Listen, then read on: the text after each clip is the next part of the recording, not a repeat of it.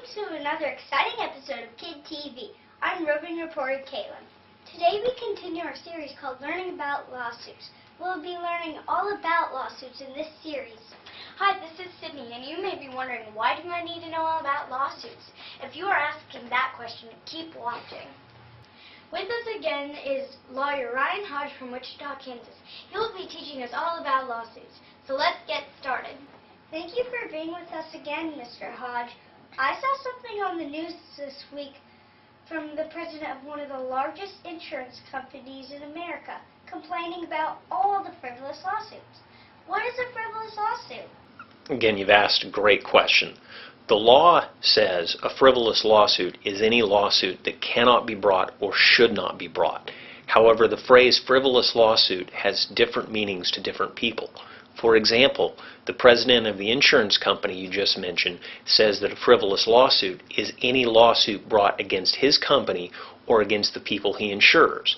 Now, since he makes millions of dollars and his company makes millions and millions of dollars by not paying money to people that have been injured, you might want to be a little suspicious of his definition of a frivolous lawsuit. Sydney, that sounds like one of the times you tried to tell people that spinach was poison and that it was against the law to serve it to kids. Hey, what are you talking about? All spinach is poison and it should be outlawed, and the fact that I hate spinach has nothing to do with the fact that it is poison and should be against the law to serve it to kids. What you just said is a great example of the problem with frivolous lawsuits in America. People with strong and unfair biases make up stories about lawsuits to make more money without regard to the people they harm in the process. Well then, how do we know what a real frivolous lawsuit is? The law says that people who file frivolous lawsuits and their lawyers can be sanctioned. And what a sanction is that the case that's brought can be dismissed, or the court can order that the lawyer or the person who brought the lawsuit can be required to pay the cost to make up for the inconvenience and the legal fees of the other side. When a judge issues an opinion finding that somebody should be sanctioned or that a case should be dismissed because it's frivolous, he will write out an opinion.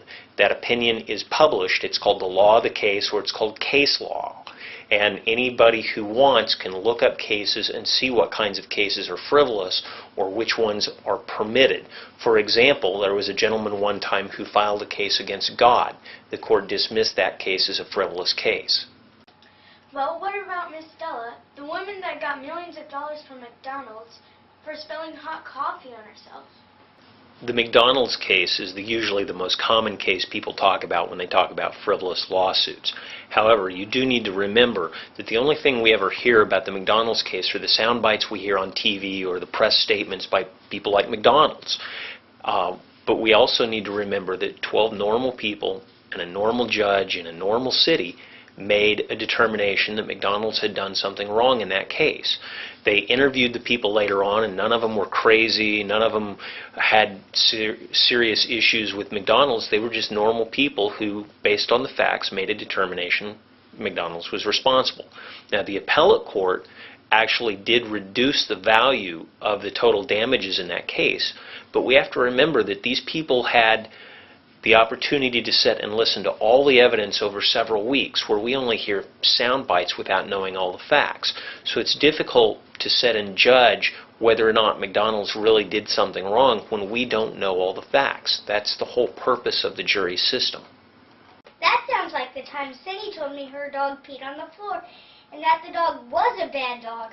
I found out later that what happened was Cindy left the dog in a room all day and forgot to take her out to the bathroom. Well, you didn't ask me why the dog peed on the floor. I just told you she peed on the floor. Yeah, but you didn't tell me that it was your fault and the dog peed on the floor and that it wasn't the dog's fault.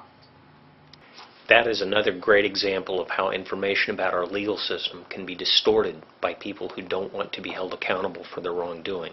We all know that being held accountable is very difficult, but the law holds people accountable. That's the purpose of the rule breaking, the negligence that I previously referred to. However, companies, by avoiding being held accountable, make a lot of extra money sometimes.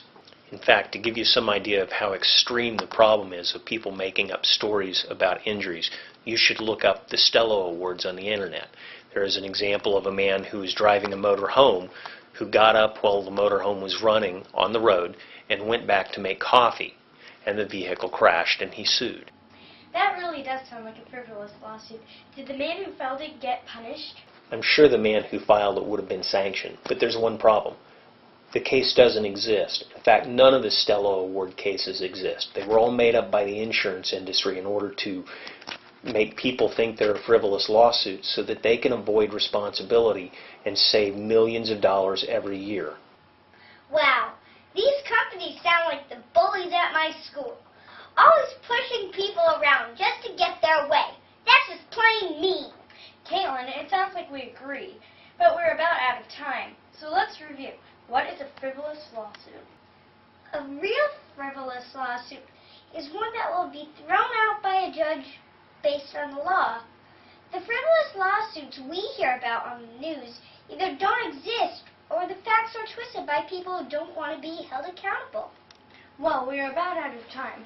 KidTV wants to thank Ryan Hodge for appearing on our show as we continue our series called Learning About Lawsuits. Thank you again for inviting me. I must say, your show is certainly anything but frivolous.